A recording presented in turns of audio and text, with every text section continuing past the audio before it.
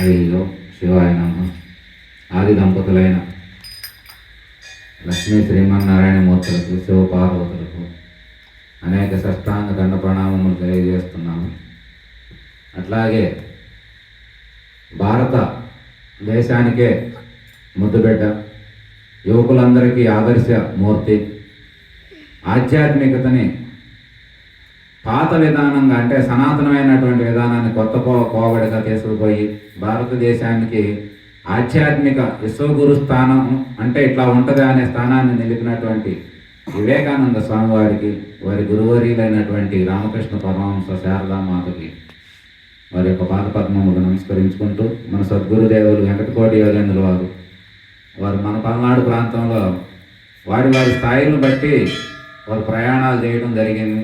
ఎవరు చేసినా అందరి గమ్యం అక్కడికి చేరేదే కాబట్టి ఆయన మన స్వామి గారు మనకెంతో సుపరిచితులు, తండ్రి లాంటి వారు. ఆయన మన కార్యక్రమాలు ఎన్నింటిలోనూ పాల్గొన్నాడు. ముఖ్యంగా వివేకానంద జయంతి కూడా ఒక 3-4 కార్యక్రమాల్లో ఆయన మనకు రావడం, చక్కటి వివేకానంద ప్రవచనం. ఎందుకంటే మనం చాలామందిని తీసుకొచ్చాం, కానీ స్వామి గారు చెప్పినంత లోతుగా, స్వామి గారు చెప్పినంత విధిగా మనకు ఆ సబ్జెక్ట్ కూడా ఎవరు అందించలేదేమో అనిపించింది.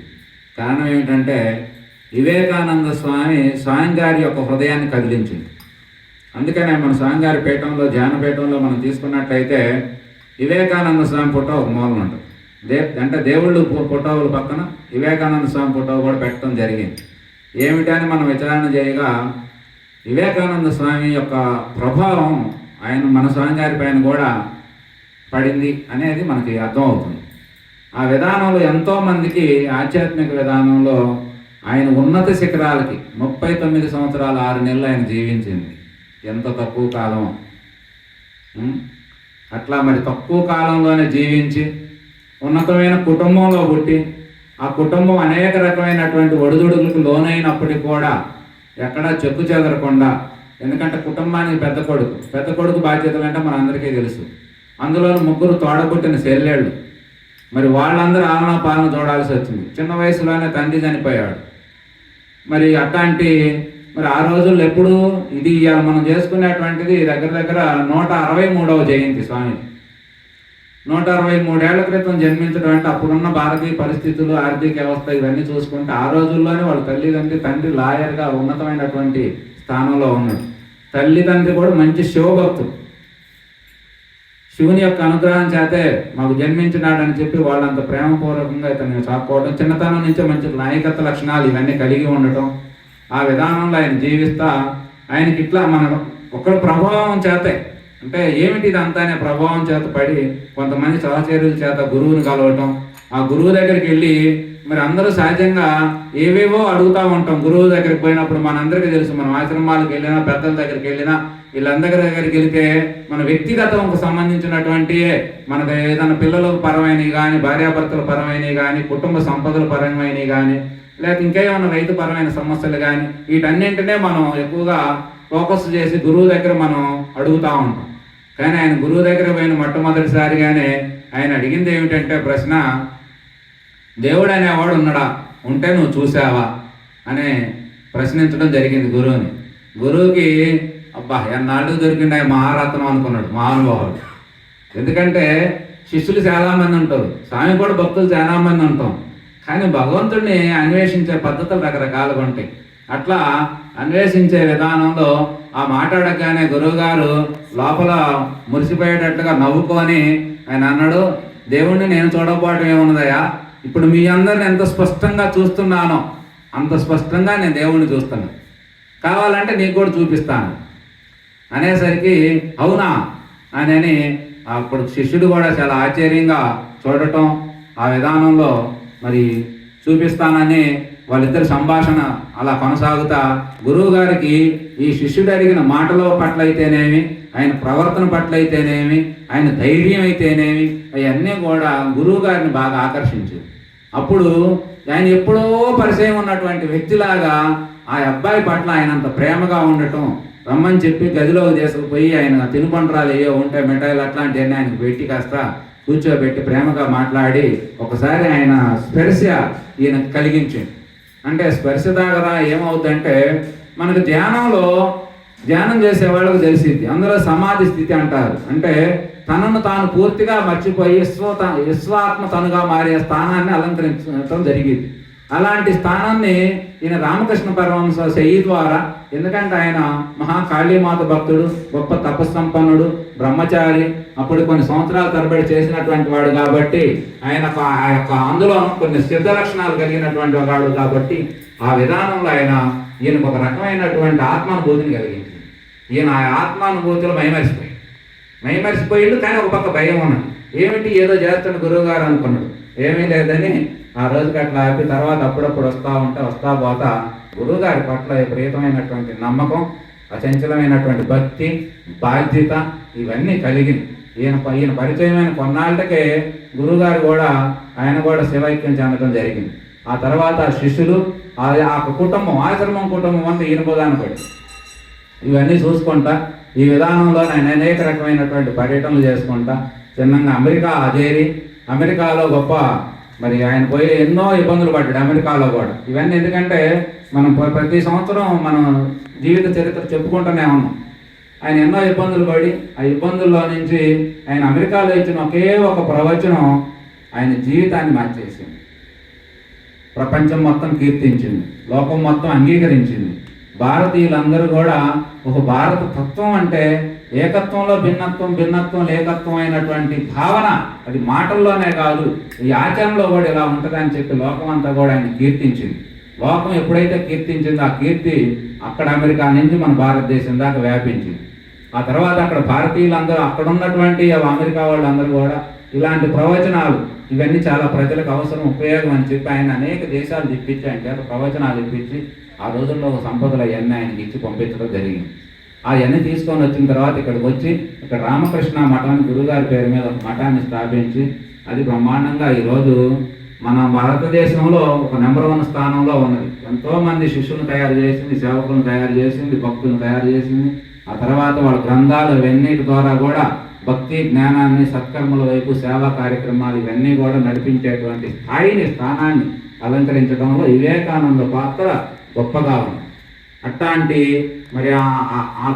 వాడు కాబట్టి మన భారతీయులందరూ కూడా ఇతను బోధల విషయానికి వచ్చేసరికి బోధనలు ఎప్పుడు చురుకుదనం, ఉత్సాహం, నిరుత్సాహం అనేది లేకుండా, మూఢత్వాలు లేకుండా వీటన్నింటిని ఆడికాడికి తెక్కొట్టినట్లుగా ఆయన బోధన ఆ విధానంలో బాగా కొనసాగి. అందుకని ఆయన మొదల్లో మనకు బాగా వినపడేది లేవండి, మేల్కొనండి, గమ్యం చేసేదాకా ఆగొద్దు అని ఈ రకంగా పోకళ్ళన్నీ ఉంటా ఉంటాయి. అంటే ఏమిటి అంటే మనిషి అనేవాడు మొద్దు నిద్రలో ఉంటున్నాడు, లేదా మూఢంగా ఉంటున్నాడు. ఈ మూఢత్వాన్ని వదిలిపెట్టండి, మొద్దు నిద్రను వదిలిపెట్టండి, ఎప్పుడు చురుకుగా ఆలోచించండి. భక్తికే వస్తాం, ఏదో వస్తున్నాంగా అన్నట్టు రావటం కదా, దాంట్లో వెతకండి, తెలుసుకోండి. స్వామి అంటే ఎవరు, గమ్యం అంటే ఎక్కడికి చేరాలి, భగవంతుడు ఎవరు, భగవంతుడిని చేరటమే కదా గమ్యం అంటే. భగవంతుడు ఎక్కడ ఉన్నాడు, నీలో ఉన్నాడు, నీవై ఉన్నావు, నువ్వు ఆయన అయ్యున్నావు, ఎంత ఒకటయ్యాము. ఇవన్నీ తెలుసుకోవాలి. ఆ తెలుసుకునే తత్వాన్ని ఆయన అనేక రకమైన పోకడల ద్వారా మానవ జాతికి బాగా సేరువు చేసినటువంటి వాడు.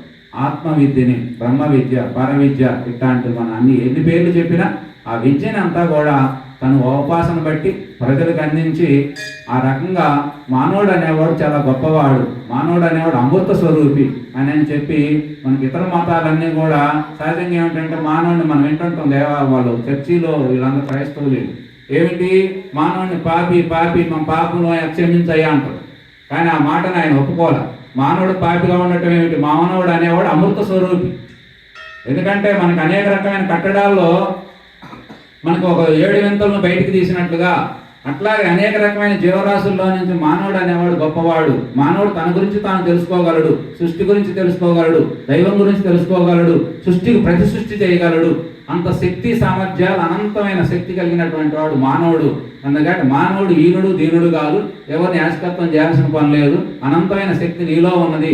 నీ శక్తిని నువ్వు కదిలించుకోగలిగితే, నువ్వు ఏమి సంకల్పిస్తే అది జరిగిద్ది, నువ్వు ఏది చేస్తే అది శాసనం అవుద్ది అని ఈ రకమైనటువంటి బోధలు. ఆయన బోధలు ఎలా ఉంటాయంటే వింటా ఉంటే మనకు కూడా నరాలన్నీ ఉప్పొంగినట్టుగా ఏదో ఒకటి సమాజానికి చేయాలి, ఏదో ఉద్ధరించాలనిపిస్తుంటుంది. అసలు కొత్తలో ఆయన ప్రభావం మా మీద ఎంత పడిందో ఆ పుస్తకాలు చదువుతూ ఉంటాయి.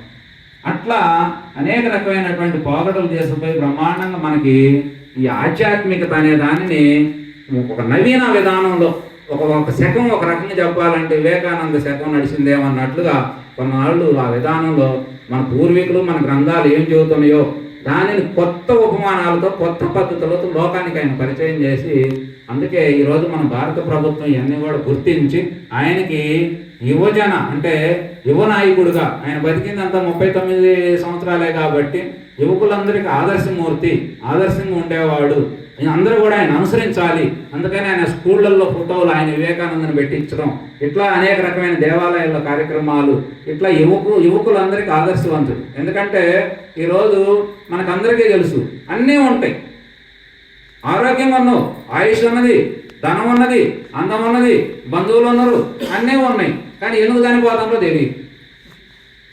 మనం చాలామందిని టీవీల్లో చూస్తుంటాం, కాళ్ళుండు, కళ్ళుండు, అవయవాలు ఏమీ పనిచేయవు, మనకు పనిచేసేవి, అయినా వాళ్ళు ప్రభుత్వం చేత రికార్డుల మీద రికార్డులు కొడుతుంటారు. ఎట్ట కొడుతున్నారో మహాతల్లు అనిపిస్తుంది. ఆడ మగ తేడా లేదు. ఇది ఎట్లా సాధిస్తుంది అసలు? ఏమిటి విశ్వాసం ఏమిటి?